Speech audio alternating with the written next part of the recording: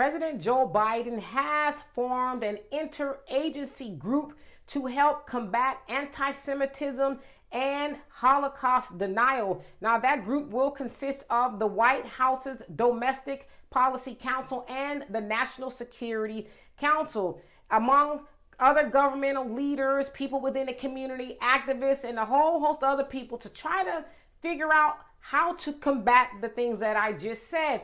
Now, it should be said that this has become a concern lately as key people in the public, like Donald Trump, he invited Kanye West and Nick Fuentes, who is said to be an anti-Semite, to Mar-a-Lago, in addition to some of the things that Kanye West has been saying on Twitter, and Kyrie Irving posting the movie Hebrews to Negroes on his Twitter, and then Elon Musk allowing such things to go forth on Twitter. And so it is also said that second husband, or the second gentleman, Kamala's husband, nevertheless, Doug Emhoff, he hosted a dinner with leaders from the U.S. in the Jewish community to try to figure out how to stop the anti-Semitism from going forward.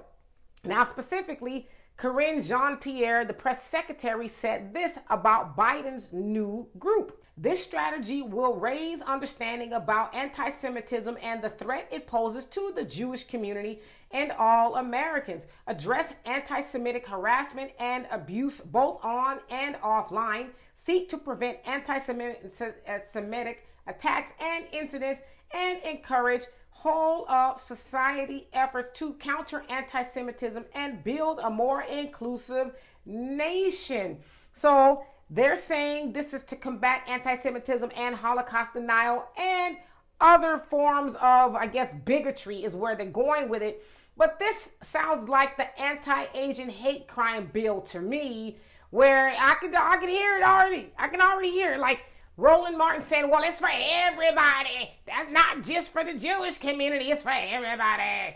But my thing is, if it's for everybody, why label it, anti-Semitic, bill or whatever it is going to call it to combat it or whatever? Why not just say this bill is to combat all forms of religious or whatever they're calling it, bigotry? Why not just call it that, right? But we know this is for the Jewish community because they said that over 100 leaders, or lawmakers, I should say, submitted a letter to the White House saying, hey, something needs to be done about the anti-Semitism and Holocaust denial. And so that's really why this group, or this new council, has been formed. But I want to know, where is the anti-hate bill for black people?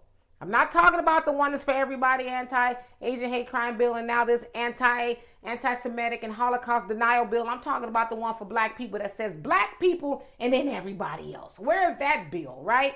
And so again, I just want to remind y'all that it was black people that was very instrumental in putting Biden and Kamala and everybody else, because y'all know we just had the midterm elections, back into the White House and, the control of the Senate and things like that. And here are these lawmakers going ahead and giving everybody else something specifically but black people. So my question to y'all is, when are we going to learn? When are we going to vote our better interests? I'm just asking. We need a bill too, right? So for more insightful commentary, please subscribe to this channel and my channel, The Demetra Kaye Show, here on YouTube. Peace.